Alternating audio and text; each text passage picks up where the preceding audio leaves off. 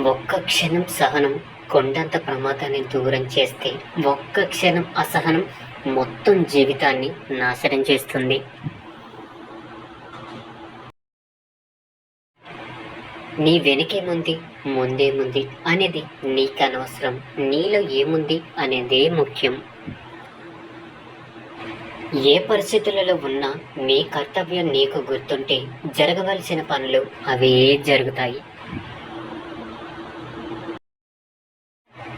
రోజుకు ఒక్కసారైనా మీతో మీరు మాట్లాడుకోండి, లేకపోతే ఒక అద్భుతమైన వ్యక్తితో మాట్లాడే అవకాశాన్ని కోల్పోతారు.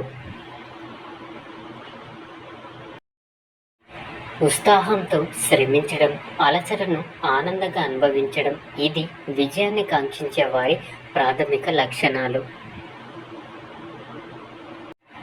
విజయం కలిగిందని విర్రవీగకు, అపజయం కలిగిందని నిరాశపడకు.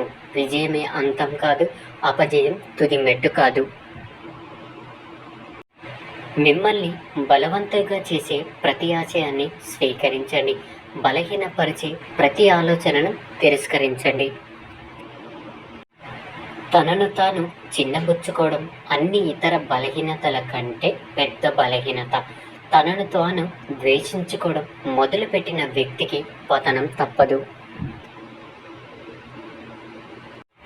ప్రతి ఆనందం తర్వాత దుఃఖం వస్తుంది. వాటి మధ్య అంతరం ఎక్కువ లేదంటే తక్కువ ఉండవచ్చు. వ్యక్తి ఎంత ఉన్నతుడైతే అంత వేగంగా సుఖదుఖాలు ఒకదాని మరొకటి అనుసరిస్తాయి. జీవితంలో ధనం కోల్పోతే కొంత కోల్పోయినట్టు, కానీ వ్యక్తిత్వం కోల్పోతే సర్వస్వం కోల్పోయినట్టే.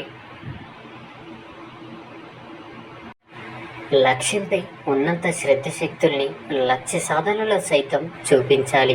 విజయ రహస్యం అంటే ఇదే. సత్యాన్ని త్రికణ శుద్ధిగా నమ్మితే విజయం తథ్యం. నెమ్మదిగానైనా సరే మనం చేయించి తీరుతాం. లేవండి, మేల్కొనండి, గమ్యం చేరే వరకు విశ్రమించకండి. హృదయానికి మెదడుకు సంఘర్షణ జరిగినప్పుడు హృదయాన్ని అనుసరించు. కార్యశక్తి కంటే కష్టాన్ని భరించే శక్తి గణించలేనంత గొప్పది. ద్వేషానికి ఉన్న శక్తి కంటే ప్రేమకి ఉన్న శక్తి ఎన్నో రెట్లు గొప్పది. ఆత్మవిశ్వాసం కలిగి ఉండండి. గొప్ప విశ్వాసాల నుండి మహత్తర కార్యాలు సాధించబడతాయి.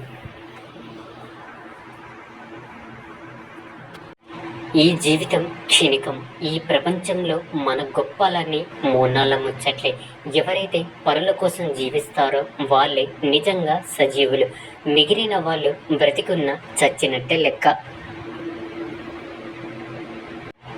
వికాసమే జీవితం, సంకుచితమే మరణం. అలాగే ప్రేమే జీవితం, ద్వేషమే మరణం. ప్రపంచం గొప్ప వ్యాయామశాల. మనల్ని మనం దృఢపరచుకోవడానికి ఇక్కడికి వస్తుంటాం. మానవ శరీరం అనే దేవాలయంలో దేవుడు ఉన్నాడని నేను గ్రహించాను. అందుకే ప్రతి వ్యక్తి ముందు భక్తితో నిలబడతాను. విధేయతను అలవరుచుకోవడమే మన ప్రథమ ధర్మం.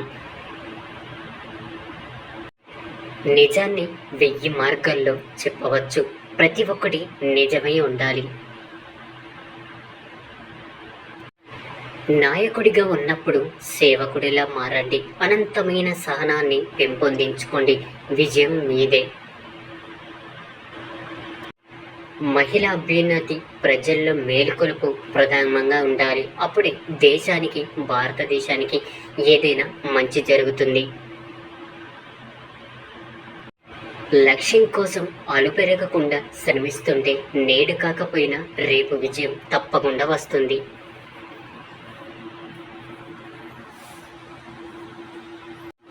క్రైస్తవుడు హిందువు, బుద్ధిస్టు కాలేడు. అలాగే హిందువు, బుద్ధిస్టు కూడా క్రైస్తవుడు కాలేడు.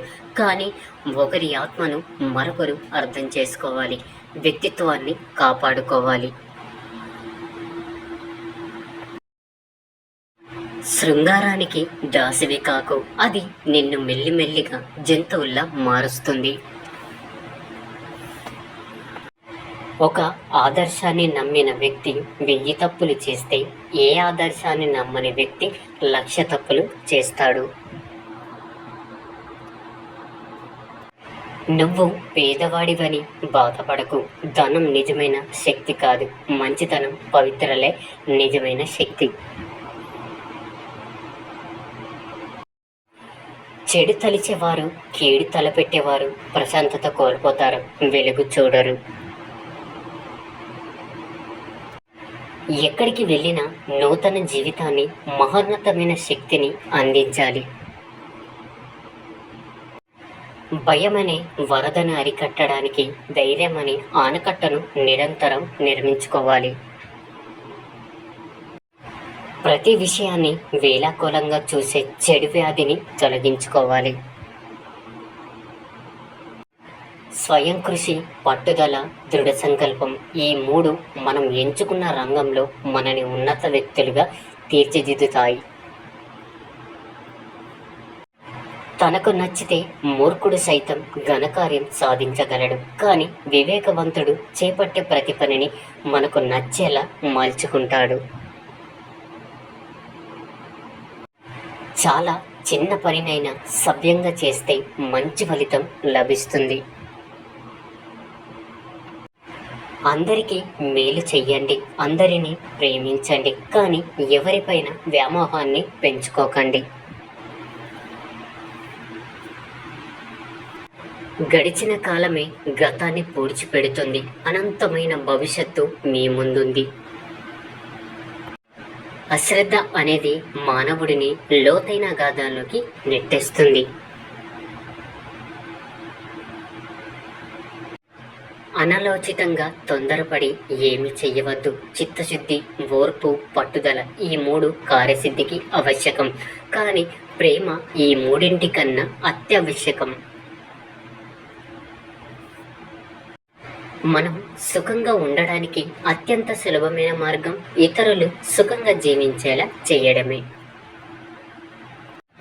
సహనం ఎప్పుడు చేదుగానే ఉంటుంది, కానీ దాని ఫలితాలు ఎప్పుడు తియ్యగానే ఉంటాయి.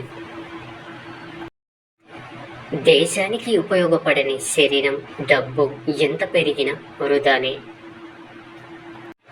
మందలో ఒకడిగా ఉండకు, 100లో ఒకడిగా ఉండడానికి ప్రయత్నించు. సోదర మానవుల సేవలు శరీరాల శిథిలమై నశించేవారు ధన్యులు. కష్టాల్లోనే మనిషి యొక్క శక్తియుక్తులు బయటపడతాయి. అద్భుతాలను సాధించడానికి మూలం దృఢమైన నమ్మకం. భయపడకు. నీవు ఎన్నిసార్లు పరాజయం పొందావో ఆలోచించకు, దానిని లెక్క చెయ్యకు. కాలం అనంతం, ముందుకు సాగిపో. నీ ఆత్మశక్తిని మరలా కూడా గట్టుకో, వెలుగు వచ్చే తీరుతుంది. ఎదుటివారి కన్నీళ్లను ఎగతాళి చెయ్యకు. ఆ కన్నీటి యొక్క విలువ భరించలేని బాధ, చితికిపోయిన మనస్సు ఉండొచ్చు. కన్నీళ్లు చాలా విలువైనవి, వాటిని అర్హత లేని మనుషుల కోసం వృధా చెయ్యకు.